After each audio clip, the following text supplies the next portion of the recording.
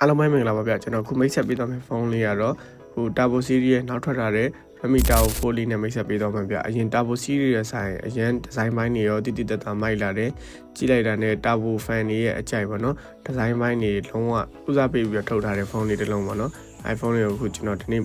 review လေးလုပ်ပေးသွားပါမယ်ဗျဒီဇိုင်းလေးလည်းတော်တော်လေးလန့်လာတယ်ကျွန်တော်တို့ iPhone 60လိုမျိုး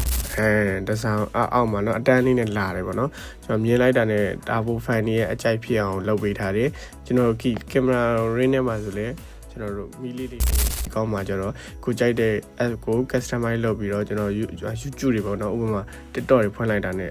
သူ ring လေးကလင်းနေတာပေါ့သူ display ဘိုင်းမှာဆိုရင်လည်းအရင်မိုက်တယ်ကျွန်တော်တို့ 120Hz တီလည်းရမယ် AMOLED ကို 1TB color လေးနဲ့လာမယ်ဗျသူ့ရဲ့ရုပ်ထွက်လေးကတော်တော်ဆိုးတယ်လို့ပြောလို့ရတဲ့အထက်မှာပါတယ်เนาะတော်တော်တော့ 60p color နဲ့လာတယ်ဆိုတော့တော်တော်မိုက်တယ်ကျွန်တော်တို့ကင်မရာဘိုင်းမှာဆိုရင်50 megapixel ထိကိုအသုံးပြုပေးထားတယ်ဘက်ထရီအနေနဲ့ဆိုရင်တော့ silicon carbon ဘက်ထရီကို6550ထိပါဝင်လာမယ်94 fast charging မှာရမယ်ဗျသူ့ရဲ့ဒီဇိုင်းလေးကလည်းတော်တော်မိုက်တယ်ပေးပေါင်း4000ဆက်ဆန်းလေးနဲ့ဆိုရင်တော့လူကြိုက်တော်တော်များတယ်ပေါ့နော်ကျွန်တော် line ပေါ်မှာဆိုအရန်ကို hot ဖြစ်နေတဲ့ဖုန်းလေးပေါ့နော်ဒီကောင်လေးကဘက်ထရီ6000ကျော်ပါဆိုမဲ့အရန်လေးတဲ့ထဲမှာမပါဘူးဘက်ထရီ6550ဒါပေမဲ့ကန်ရတဲ့ weight ကနေတော့ပဲ300အဆင်ပြေတယ်လို့ပြောလို့ရတယ်19ပါဆိုလဲအရန် smooth ဖြစ်တယ်ဗျနော်ကျွန်တော်တစ်ချက်ဆန်းပြပေးမယ်ပြကြရင်ကျွန်တော်ဒီကောင်လေးက 22.8 အလုံးလေးပေါ့နော်ဒီကောင်လေးက parking fault နဲ့လာနေ hyper watt 2.0 နဲ့လာတယ် Dimensity 8000အထွားထိပါတယ်ခင်းဆော့မဲ့တွေအတွက်လည်းအကုန်စင်ပြေတယ်ကင်မရာဆိုတော့50 megapixel ထိပါမယ်ဗျပြီးရင်ကျွန်တော်နောက်တစ်ခါဟိုပြီးရင်လက်ဖွေလေးဆန်းပြပေးမယ်ဗျအရင်ဖုန်းလေးနဲ့ပါကွာလဲဆိုတော့လည်းဆန်းပြပေးမယ်ပြီးတော့ Xiaomi ရဲ့ hyper watt အရင်လည်းရမယ်ဗျကျွန်တော်လက်ဖွေလေးတစ်ချက်ဆန်းထည့်ကြည့်လိုက်ကြတော့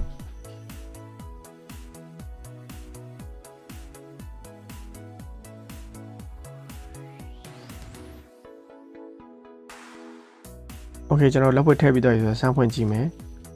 ကျွန်တော်နှိပ်လိုက်တာနဲ့တင်ပွင့်ပေါ့နော်အရင်တော့လို့အတားကြီးဖြစ်စရာမလိုတော့ဘူးကျွန်တော်လက်ဖွက်ကတင်လိုက်တာနဲ့ပွင့်တယ်အဲ့လိုမျိုးတွေဖြစ်လာမယ်ကျွန်တော် ultrasonic တော့မဟုတ်သေးဘူးเนาะကျွန်တော်ပြီးရင်ကင်မရာမှာ backlight setting အကြောင်းလေးပြပေးမယ်ဗျမီကင်မရာမီဘယ်လိုဖွင့်ရလဲဆိုတော့အဲ့မှာ additional setting backlight effect ကိုနှိပ်မယ်ပြီးရင် on မယ်ပြီးရင်ကိုကြိုက်တဲ့ software เนาะ application ရွေးပြီးဖွင့်လို့ရအောင်ကျွန်တော်ကတော့ YouTube လေးကိုတစ်ချက်ဆန်းပြပေးရဗျကျွန်တော် YouTube ဖွင့်လိုက်တာနဲ့ဒီကောင်ရဲ့နောက်ကမီလီယာပေါ့နော် auto လင်းလာတာဗျကျွန်တော်တစ်ချက်ဆန်းပြပေးမယ်နော်ခုနကကျွန်တော် YouTube ထဲဖွင့်ပြီးတော့ YouTube ထဲဝင်ပြီးတော့တခြင်းတွေပါကြည့်ရတော့ read တွေကြည့်ရတော့ဖွင့်နိုင်မယ်ချိန်ကြတယ်နောက်မှာဖက်လိုက်မှာမီလေးလင်းနေပေါ့နော်ကင်မရာ ring လေးထဲမှာဖက်လိုက်လေးမှာမီလေးလင်းနေတယ်ဗျဒါကတော့သူ့ရဲ့ထူးခြားတဲ့အချက်လို့ပြောလို့ရရပါတော့ကျွန်တော်တို့ခုတောက်ဖို့ဖုန်းမှာပါလာတဲ့ထူးခြားတဲ့အချက်လေးတစ်ချက်ပေါ့ကျွန်တော်ဒီဇိုင်းပိုင်းနဲ့တော်တော်မိုက်တယ်ဗျ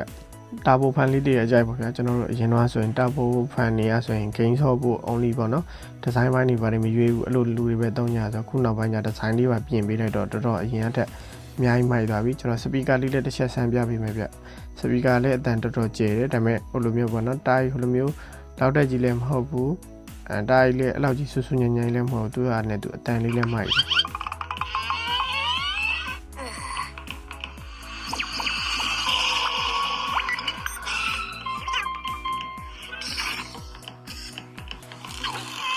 ကျွန်တော်အတန်တစ်ချက်ဆန်းပြီးတော့ဆိုရင်ကျွန်တော်ကင်မရာလေးတစ်ချက်ဆန်းကြည့်ကြမယ်เนาะဝင်ကလစ်ကြည့်ကြမယ်ကျွန်တော်ရိုး menu ရနေဆိုရင်လည်းမဆိုးဘူးကျွန်တော် portrait တော့ဝင်ပြီးကြိုက်မယ် portrait မှာဆိုလဲ 26mm တို့ 35mm တို့အဲ့လိုမျိုးလေး millimeter တွေခွဲပြီးရိုက်လို့ရပြီကျွန်တော် model မြင်ဖောင်းနေတော့ဆိုတော့အဲ့လိုမျိုးတွေပါလာပြီဗျာနော်ကျွန်တော်ရုပ်ထွက်လေးကြည့်ရတာလဲဒါဆိုးတဲ့ထဲမှာမပါဘူးဗျာနော်တောင်းရတာတော်တော်အဆင်ပြေတယ်ကျွန်တော် color ပိုင်းဆိုလဲအဆင်ပြေတယ်ကျွန်တော်တခြားမှုတွေနဲ့ဝင်တော့မရိုက်ကြည့်ရသေးဘူးเนาะတခြားမှုတွေဆိုလည်းတော်တော်မိုက်ပါဒီဖုန်းလေးက game ပဲဆော့မလားဇာတ်ကားပဲကြည့်မလားကျွန်တော်ကင်မရာတွေပဲရိုက်မလားဒီဇိုင်းလာလို့ပဲဝယ်မလားကျွန်တော်အကုန်သုံးလို့ကောင်းတဲ့ဖုန်းလေးတစ်လုံးပဲဖြစ်ပါတယ်ဗျ